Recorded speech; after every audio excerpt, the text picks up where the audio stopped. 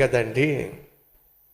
మనలో కొంతమంది ప్రభువా ఉద్యోగం ఇవ్వు ఉద్యోగం ఇవ్వు ఉద్యోగం ఇవ్వు అని చెప్పి ప్రార్థన చేస్తే దేవుడు ఉద్యోగం ఇచ్చాడు. ఇప్పుడు నా దగ్గరకు వచ్చి ఏమని ప్రార్థన అవుతున్నా, బ్రదర్ తట్టుకోలేకపోతున్నాను బ్రదర్. ఏం తట్టుకోలేకపోతున్నా?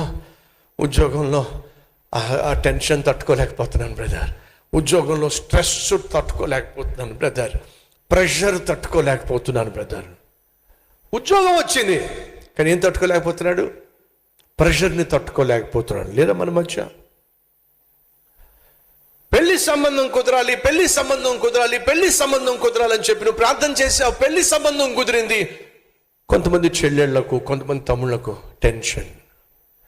పెళ్లి సంబంధం కుదిరింది కానీ ఏమిటో భయంగా ఉంది. దేనికి భయం? ఏమిటో భయంగా ఉంది, భయంగా ఉంది. గర్భఫలం కోసం ప్రార్థన చేశావు, గర్భఫలాన్ని దేవుడు అనుగ్రహించాడు. ఇప్పుడు నువ్వు గర్భిణీ స్త్రీగా ఉంటున్నావు, ఏమిటో భయం. రకరకాల కళలు వస్తున్నాయి బ్రదర్. నీళ్లు కళ్ళలోకి వస్తున్నాయి, పాములు కళ్ళలోకి వస్తున్నాయి. నల్లని బర్రె కళ్ళలోకి వచ్చింది. పక్కింటి వాళ్ళ దగ్గరికి వెళ్ళి పిన్ని నాకు కళ్ళ వచ్చింది. ఏ కళ్ళ వచ్చింది? ఎద్దు కళ్ళలోకి వచ్చింది. అమ్మా జంతువులు కళ్ళలోకి వస్తే మంచిది కాదమ్మా. ఎందుకని? పనికి మానోళ్ళు వాళ్ళు మొదలు పెడతారు. అప్పటి నుంచి భయం. ఏమో కానుపు సమయంలో ఏమవుతుందో భయం.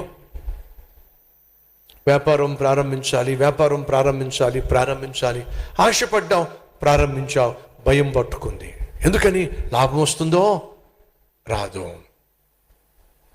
మా అమ్మాయి మా అమ్మాయి అమెరికా వెళ్ళాలి, మా అబ్బాయి కెనడా వెళ్ళాలి, మా అమ్మాయి ఆస్ట్రేలియా వెళ్ళాలి, మా అబ్బాయి ఇంగ్లాండ్ వెళ్ళాలి. ఆశపడ్డావు, అప్పు చేశావు, ఫీజు కట్టావు, వీసా వచ్చేసింది, భయం. ఏమో మా అబ్బాయి అమెరికా వెళ్ళిన తర్వాత, ఇంగ్లాండ్ వెళ్ళిన తర్వాత అక్కడ చదువుకోకపోతే, లేదా అక్కడున్న అమ్మాయిలతో కానీ అక్కడున్న అబ్బాయిలతో కానీ అనవసరంగా ప్రేమ వ్యవహారంలో పడి జీవితం నాశనం చేసుకుంటే భయం. ఈరోజు మన మధ్య ఎవరైనా ఉన్నారా? నువ్వు ఆశించావు కానీ ఆశించింది పొందుకునే సమయం వచ్చినప్పుడు దాన్ని అందుకోవడానికి బదులుగా భయపడే వాళ్ళు మన మధ్య ఎవరైనా ఉన్నారా? ఎందుకు నీకు భయం? ప్రియ సహోదరులు, నీ జీవితంలో నువ్వు ఎదుర్కొనేటటువంటి సవాలులు, ఎదుర్కొనేటటువంటి శత్రువులను చూసినప్పుడు, సవాలులను చూసినప్పుడు, సమస్యలను చూసినప్పుడు ధైర్యంగా నువ్వు ఎదుర్కోవాలి అని అంటే ఒక్క దేవుడు నీకు తోడుగా ఉంటే తప్ప ఎదుర్కోవడం సాధ్యము కాదు. అర్థమైందా? దేవుడు నీకు తోడుగా లేకపోతే నువ్వు శత్రువుని, సమస్యలను, పరిస్థితులను ఎదుర్కోవడం సాధ్యం కాదు.